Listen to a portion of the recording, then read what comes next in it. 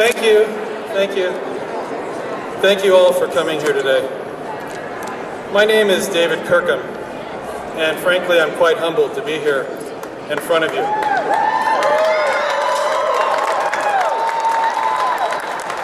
You're too kind.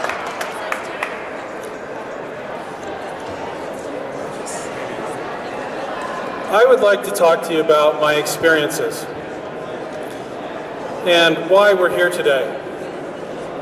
America is the land of opportunity, but today, America is in a hole. Small businesses that were thriving last year today are struggling for air. We all know people who have lost their jobs. Some assert that we can tax and spend or even print our way out of this hole with Wall Street bailouts and shovel-ready projects. But our own common sense tells us, when you find yourself trapped in a hole, stop digging.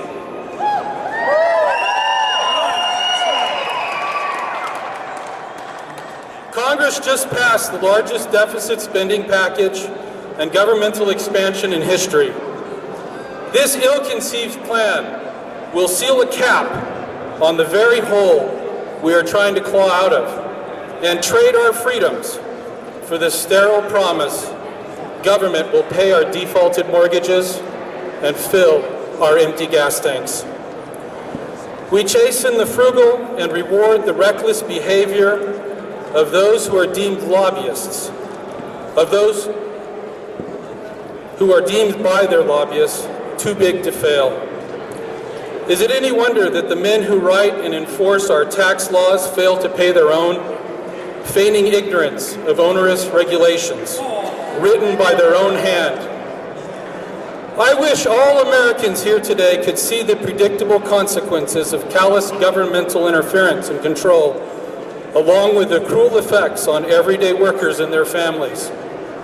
Perhaps my story here today is not so distant from what we see happening in our country. 15 years ago, my brother and I went to the Provo airport to look at an old MiG fighter from Poland.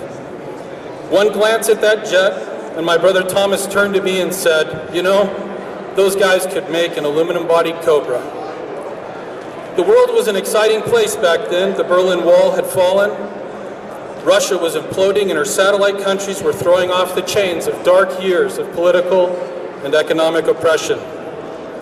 Captivated by this once-in-a-lifetime opportunity, I packed my bags, left BYU and my dreams of medical school behind, and landed in Poland.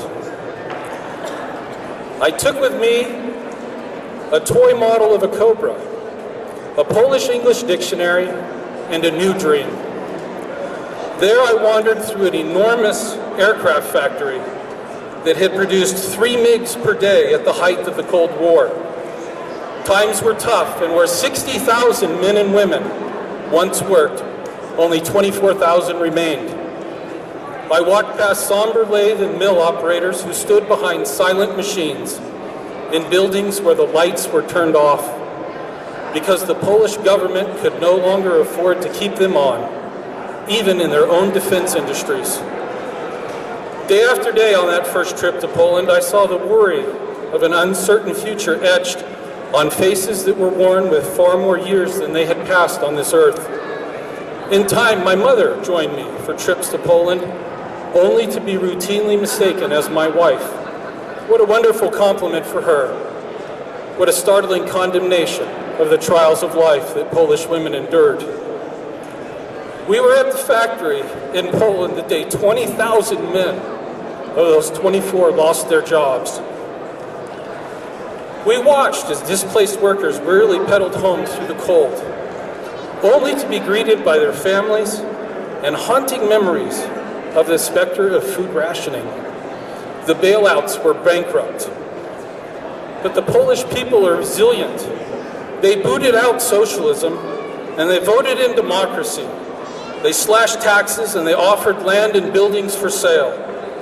We bought some of those buildings. We bought some of that silent machinery. We bought land. And most importantly, we hired those anxious men and women. We provided jobs in a factory where untold billions of government money had long been lavished on the rat hole of squander. These spending bills despoil us one feather at a time. Legislators deceive us by saying the only way out of this economic quagmire of their own creation is to impose a tsunami of stupefying government programs, each one with print so fine, those who sign it don't even bother to read it.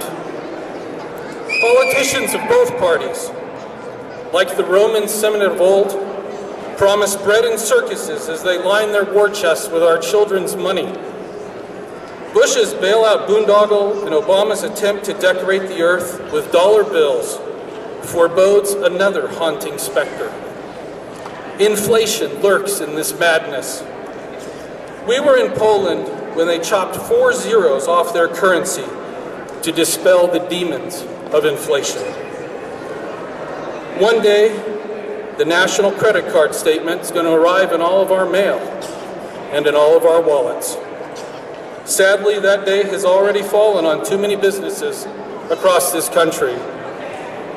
We have seen people on both sides of the Atlantic lose their jobs in this economy. Yet we have seen private investment in the entrepreneurial spirit pry open doors government had long shielded from the sanitizing light of day.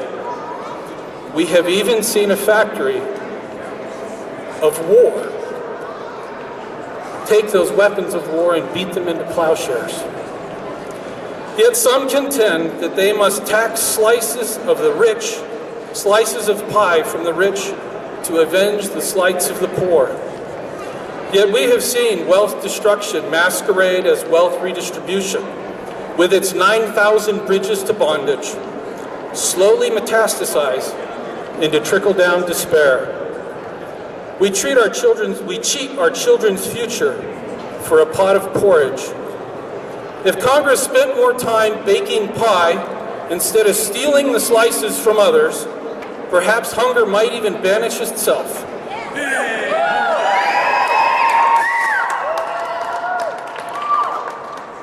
Our children struggle with odious chains. Will our children struggle with odious chains, or will our children be free to dream as I was, with my brother, to start our own company? These bailouts and spending tax bills tax our children without representation. Personal responsibility is humiliated in exchange for the pompous promises of government.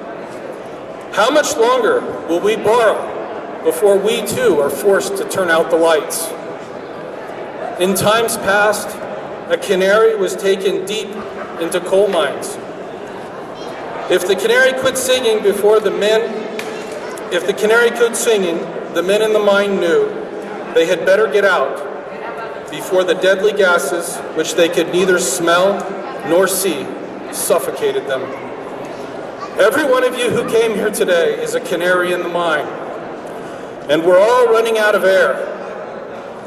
Legislators, Congress, President Obama, how many more canaries must die before your spending bills, which are polluted by the toxic brew of your arrogance and lard, must be cleaned up by the men and women of this country and their children and their grandchildren? Lower our taxes. Yes. Quit spending our money. Yes. Let us all make and bake more pie.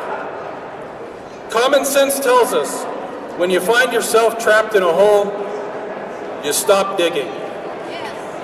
Mr. Obama, put down that shovel.